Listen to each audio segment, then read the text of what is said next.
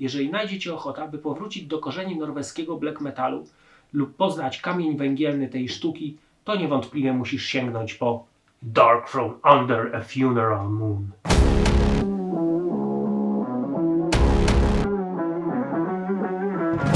Darkthrone, jak wiecie albo nie, należą do najbardziej wpływowych zespołów norweskiej sceny black metalowej.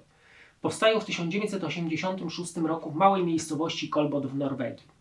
Na początku grają death metal pod nazwą Black Death, a w 1987 roku zmieniają nazwę na Darkthrone. Pomiędzy 1988 a 1989 rokiem nagrywają 4 demówki: Land of Frost, A New Dimension, Tulkandra i Kromelek. W 1991 podpisują umowę z Peaceville Records i wydają debiut Soulside Journey, który jest utrzymany w stylistyce technicznego death metalu. Po wydaniu debiutu następuje przemiana zespołu, muzyka staje się ascetyczna, brudna, na twarzach pojawia się corpse painting, zaś członkowie przyjmują mroczne pseudonimy. Przemiana ta niezbyt spodobała się wytwórni, ponieważ brzmienie było demówkowe, utwory o wiele prostsze, ale w końcu przystają i w 1992 roku wychodzi pierwszy black metalowy album Darkthrone'a, A Blaze in the Northern Sky, z wyraźnymi wpływami muzyki Bathory. W 1993 wychodzi kolejna płyta Under a Funeral Moon, zaś w 1994 Transylvanian Hunger. Te 3 płyty uznawane są za nieświętą trójcę Darkthrone'a. Under a Funeral Moon to czysty kult, muzyka wręcz przesiąknięta czernią. W porównaniu do A Blaze in the Northern Sky zespół dojrzał, a kompozycje stały się ciekawsze. Tremola gitarowe, brudne brzmienie oraz opętańczy krzykliwy wokal Nocturno Culto stały się drogowskazem dla ówczesnej sceny black metalowej. Podobno próby do nagrania albumu odbywały się w całym pomalowanym na czarno pokoju Fenrisa obstawionym świecami.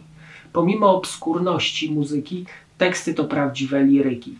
Na przykład skąpane wśród światła księżyca pola błyszczą wśród ciemności.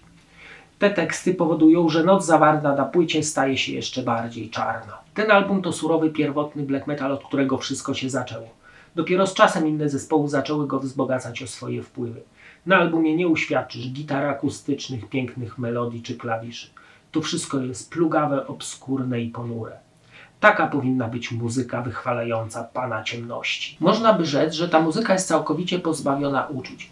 Jest nihilistyczna, odrealniona, zaś zamglona praca gitary jakby okrywała cały świat cieniem tajemnicy i mroku. Niewątpliwie album ten wyznaczył drogę całej rzeszy norweskich hord, a słuchaczom dał ugruntowaną nową jakość, która całkiem fajnie rozwija się do dzisiaj.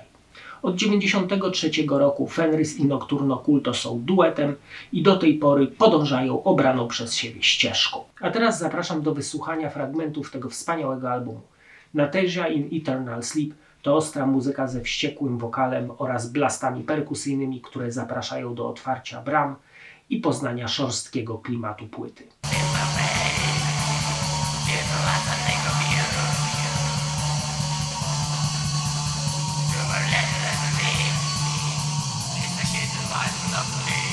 The Dance of Eternal Shadows to utwór, w którym wszystko się zmienia. Raz wolno walcowato, potem piekielnie szybko.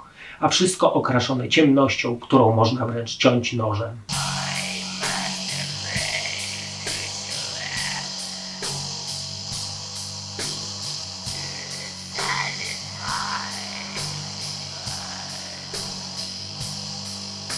To Walk the Eternal Fields to utrzymany w średnich tempach, jednak bardzo ostry hymn czcicieli nocy i ciemności.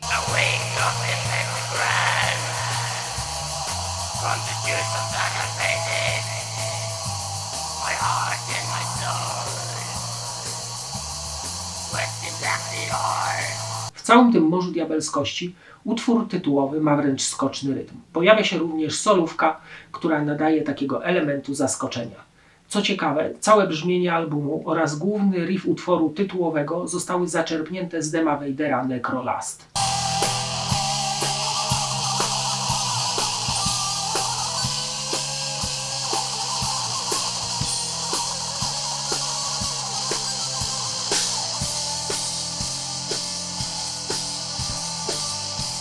Przelukajmy okładkę i wkładkę tego kultowego już albumu.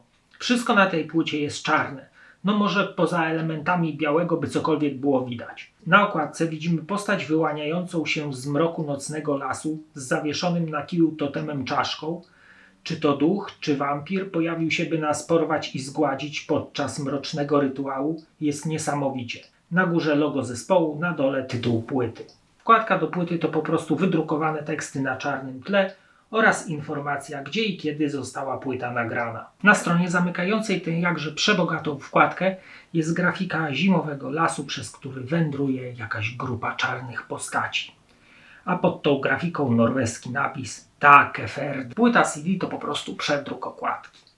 Pudełko zamyka strona, na której są zdjęcia chłopaków w takich mrocznych pozach, a pod nimi tytuły utworów oraz logo wydawcy. Dla mnie, jak dla wielu fanów, jest to płyta ponadczasowa. Płyta, która stanęła w opozycji do wszystkiego, co wtedy było tworzone. Jej potęga tkwi właśnie w tej szorstkości i pierwotnym brudzie. Tutaj bez upiększaczy wszystko jest na swoim miejscu. Na miejscu pogrzebowego księżyca. A teraz zapraszam do oglądania kolejnego odcinka. Cześć!